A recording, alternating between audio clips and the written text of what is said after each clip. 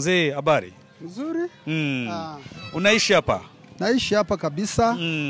Ila kwa kawaida mimi kwa majina naitika kwa jina la Mukunja Bikamiro Dieudonné. Niko chef kutimia kule ku interieur Nyamirima pale. Ndiyo, asante sana. Unajua Kinyarwanda, tuongee Kinyarwanda. Ndakizi si sana lakini ndakivuga. Asante sana. Kama unajua Kinyarwanda ni vizuri. Najua kidogo, nitakuwa na changa Swahili kidogo. Hakuna shida. Tukue wa M23, c'est vrai ni chama kiza tena kina libere kabisa chaje ukomba Kongomani kubera ibiri kugaragara ni byiza cyane kandi ni byinshi. Mbele ku basirikare bagisegedi bariko banasumbua sana, bakiba abantu banatrakase ba motare, banafanya vitu mingi vraiment binyayiko bizuri. Oruziko umusirikare asinzwe gucunga rahia n'ibintu bye, ariko bo bajaga bari kwambura abantu nuku bica bamwe nuku bakora nabi. Ariko kuva M23 igeze hano kwanje itangire rucuro yatangiriye vraiment umutekano ni mwinshi. Umutekano ni mwinshi na mu nzira abamotari baratambuka neza nta mabariere ntaki. Alors bigaragara vraiment Goma iko libere, batu wanafurahi kameme. Niju bote hawezi kufurahishwa. Haraba umutwe wa M23 urimo ikabira zose za Kongo. Harimwe abandandi. Kabira ubwo ni amoko y'abakongomani. Amoko y'abakongomani. Yego. Abandandi barimo abashi, abahutu, abatutsi, abarega, abantu benshi kabisa. Donc ni chama chamoko yose ya Kongo, nta iki cy'abanyarwanda apana. N'umunyarwanda yoba mu wishusho y'ubututsi n'umukongomani yatuye mu Kongo, abenshi batuye mu Kongo, bakoraga mu Kongo, bakoraga no mu gisirikare cha Kabila cha Kisegedi, nibo bari mu mutwe bamwe wa M23. Nta basirikare barimo b'abanyarwanda mbona kabisa ntabo. Bose n'abakongomani. Avuga ari kwikuriraho nk'isheria kana atayifite. U Rwanda nta problème rufite na Kongo. Ureba usiriano communication barya hano Goma biva mu Rwanda, n'ibindi Masisi, ibindi mu Kongo. Alors abakongomani benshi nk'abigoma Goma batuye hafi Bunagana babaho mu usiriano y'u Rwanda na Kongo. Alors ibyo avuga ni kuma indamuze tu, avuga kwerekeza indamuze, ariko njewe ku mirebere yanje n'abakongomani bamwe nta probleme tu y'u Rwanda ufitanye na Kongo kabisa. Ukasema Kinyarwanda ule ni Munyarwanda na japo ni Mkongomani, alizaliwa hapa na sokulu yake na tate yake na situko na Paul Bisengimana. Bisengimana Paul yake ile. Bisengimana Rwema alikuwa mu komite centrale ya Mobutu. Alikuwa membre ya komite centrale. Alikuwa mtusi. Tuko na Rukabuba Shinga hapa Kalengera, Magi yuko depute mkiana musika yake. Alikuwa mtusi, Mkongomani. Tuko na Nzamuye milima yetu Nyamirima pale. Nzamuye bosi yuko na babijana bosi, kumbuke nisoma na Murego Nzamuye. Tulishi na Nyamirima pale bakaliste. Sasa ule utamuona mtoto wake nini unamwambia ni Munyarwanda na yeye aliishi pale, bengine waliishi Masisi mawapi.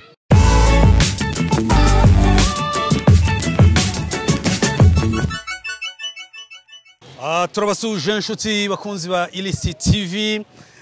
Ilisi TV ikinyamakuru kibagezaho amakuru atandukanye, n'umuyoboro mugari ugaragaza amakuru. Uyu munsi twasuye igihugu cya Repubulika ya Demokarasi ya Kongo mu mujyi wa Goma.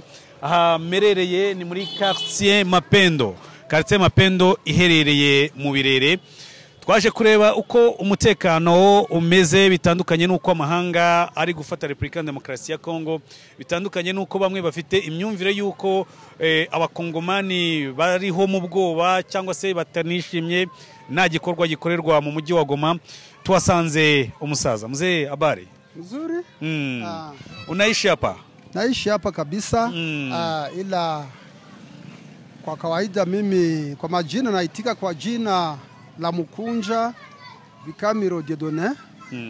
niko chef coutumier kule ku interieur Nyamirima pale. Ndiyo, asante sana. Unajua Kinyarwanda, tuongee Kinyarwanda. Ndakizi si sana lakini ndakivuga. Asante sana. Kama unajua Kinyarwanda ni vizuri. Kidogo, nitakuwa na changa Swahili kidogo. Hakuna shida. Tugeze hano muri uyu mujyi wa Goma, ni umujyi mu minsi ishize wari uri mu kibazo cy'umutekano mukeya, aho ingabo za FARDC z'iki gihugu cya Repubulika Demokarasi ya Kongo n'abagize umutwe wa M23 bararwanaga, ariko abari hanze ya Kongo twumvaga ko bano bana ari abanzi b'igihugu. Niki wavuga ku mutwe wa M23, niki uziho? Bon, icyo uvuga ku mutwe wa M23, c'est vrai, ni chama kiza tena kinalibere kabisa cyaje gukomba abakongomani, kubera ibiri kugaragara ni byiza cyane kandi ni byinshi.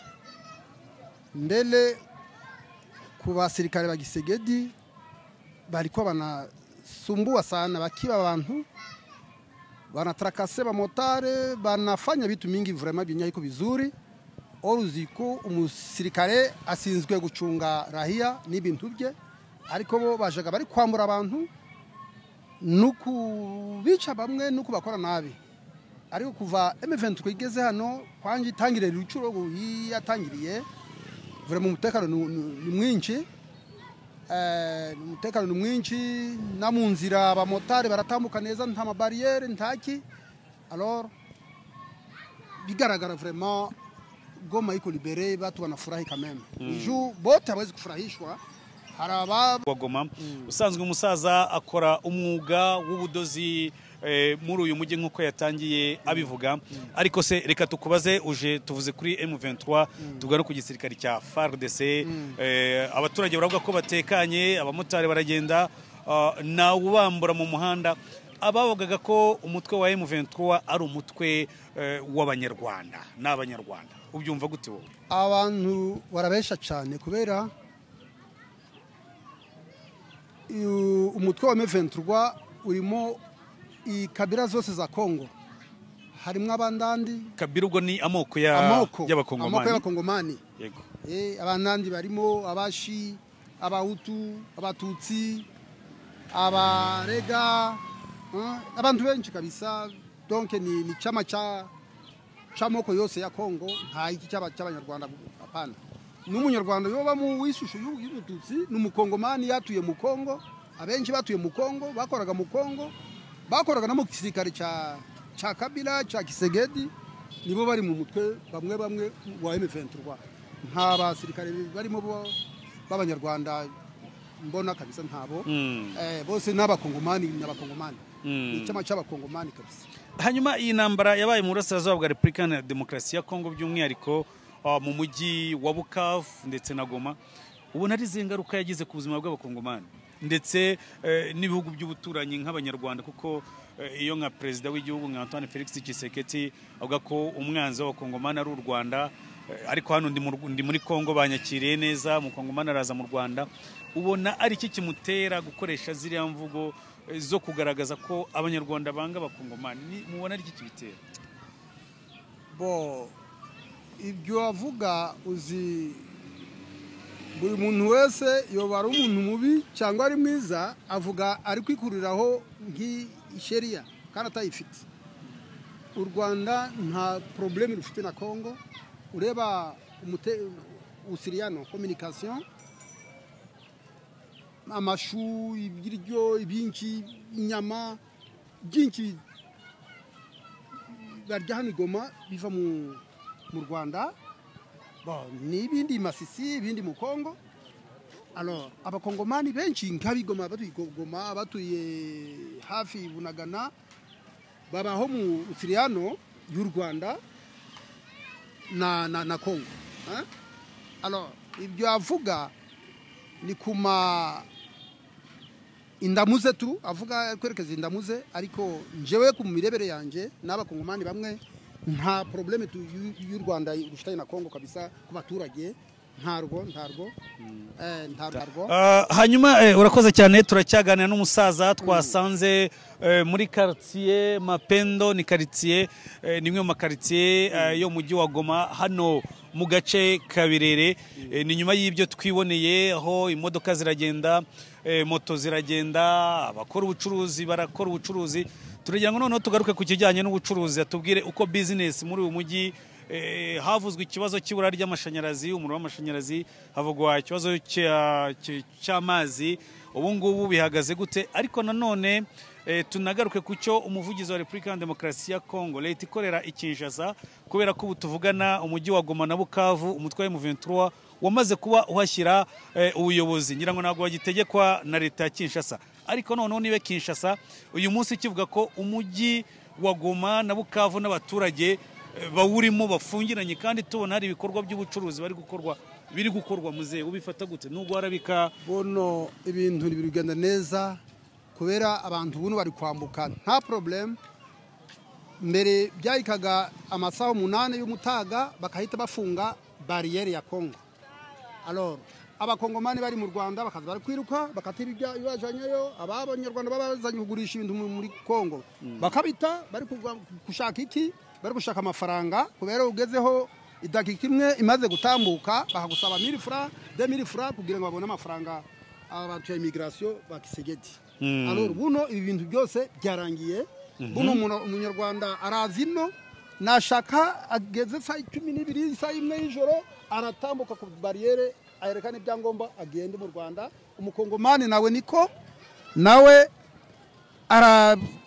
arazigisenyi nashaka aze mu saa 12 saa 1 y'ijoro nta problem ayerekana ibyangombwa yambuke neza donc akavuyo kari imbere kuko ufunga saa 8 z'umutaga ko kanatatiza abacuruzi sana ubwo buno byose byarangiye buno vraiment population iri kwishima kureba umutekano ari mwiza va et vient bamwe bakaja mu Rwanda Gisenyi abandi bakaza mu Kongo ku ngambo ya biashara vraiment ni byiza cyane nta problem bari kwishima kureba ntabo yifuza ile utawala ya Gisegedi tena irudie hapa pana ntabo byifuza ngabibe kabisa watu babibana fa biashara habawezi furahi tena birudie hapa ariko hariho ikintu cyitwa imishyikirano imishyikirano umutwa M23 kunze kugaragaza ko agiuhezwa mu mishyikirano imishyikirano ya Rwanda muri Angola imishyikirano ya Nairobi M23 yo yavugaga ko idakeneye kwinjizwa mu gisirikare cyangwa se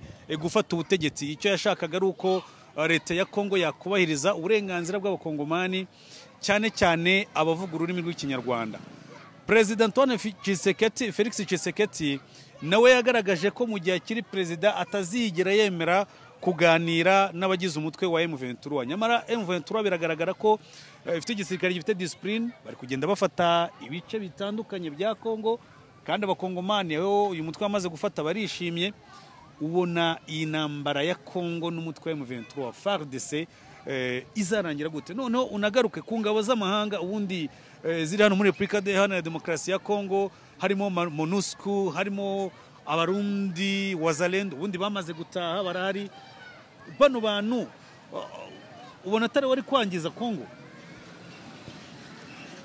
donc imvuga mu Kiswahili ntabwo byo bagize cyane hakuna shida ongea Kiswahili hakuna shida tutasikia kwa kifupi Kinyarwanda kivuga ariko kirananira gatoya ariko ndachumva kandi kivuga kabisa ndio ni kusema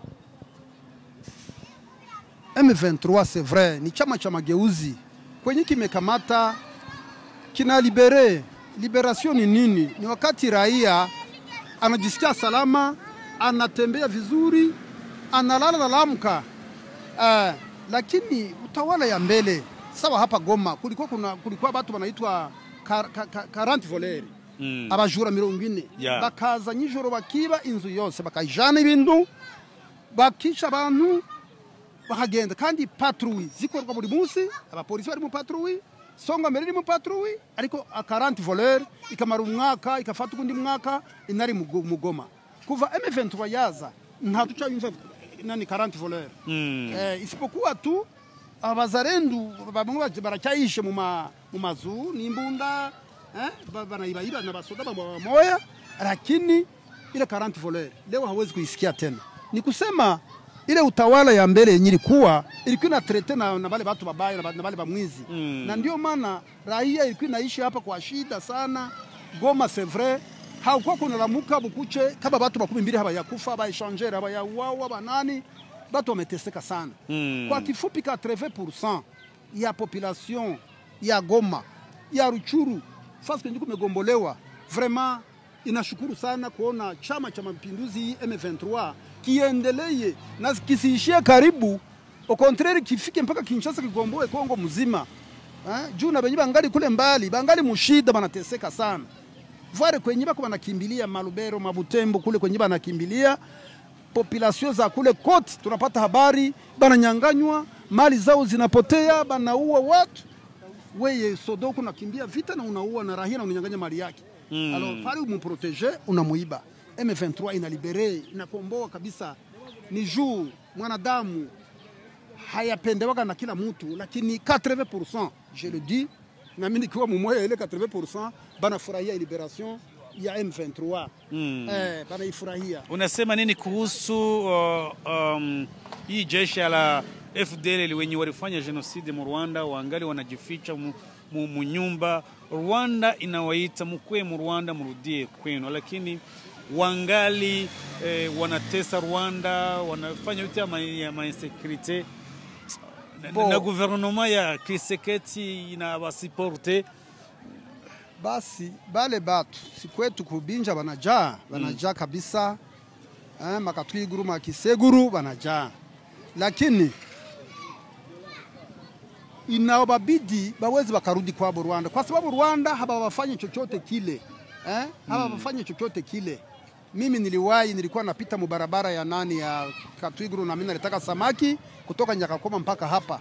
Nilikuwa nikapita kwao kubarabara na wawachata samaki na wabaachia. Kuna wamoja nilisikiaga walienda Rwanda na nilifikaga Gisenyi siku moja, nilikuwa natembelea pale nikaona mmoja. Nikasema mbona niliwaza huyu alikwisha kufa. Mimi nikamkuta yuko mzima na buzima bwake iko muamani.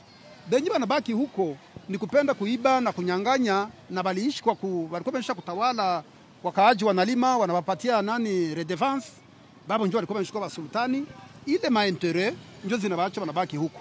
Lakini Rwanda hakuna chenye banafanya chochote kile, hata kama alifanyaga genocide na amini yakuwa akaenda kule ni kumfunza tu, banamuonyesha binyari fanyaga ni kwa ujinga, na anaanja maisha mapya, banamsaidia na pesa za kuanja maisha mapya. Lakini kusema banaenda baua au nini ni uongo mtupu.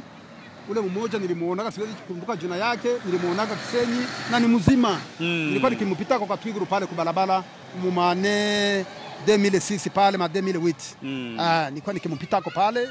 Leo nilimuonaga Kisenyi ni mzima. Oro nituruwazaga alikwisha kufa. Kumbe ni lazima bana babaacha.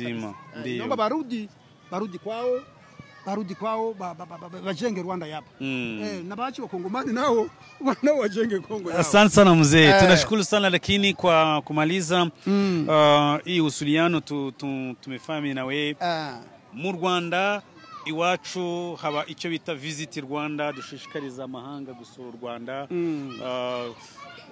Kongo yagiye igaragaza kutabyishimira, ariko ku Rwanda nta kibazo, nta kibidutwaye.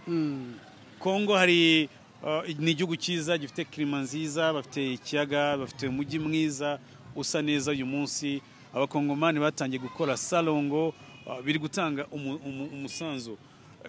Turagera tugana ku musozo, noneho tubwire nubuhe butumwa uha abakongomani, nubuhe butumwa uha abanyarwanda? Ese wifuza ko abakongomani n'abanyarwanda bagakwiye kuba babana gute? Bon, kitu moja naomba kabisa kwa Wakongomani na kwa Wanyarwanda ni watu ya kuishi mumoja, parce que kila pays, kila inchi. Donc tuseme wakati wa Alema walikuwa wanafanya delimitation, banafanya delimitation bari gucha ibihugo, alors balikuwa banakata fasi yote, walikuwa banakata.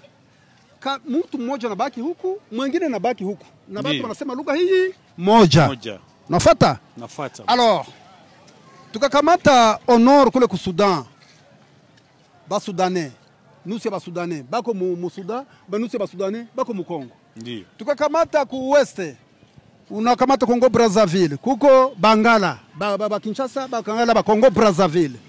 Ukaenda kwa Angola, aba Baluba, jamaa ya Kisegedi mwenyewe. Bamoja, Baluba, bako Kinshasa rais ni Muluba, na Baluba bako mu Angola.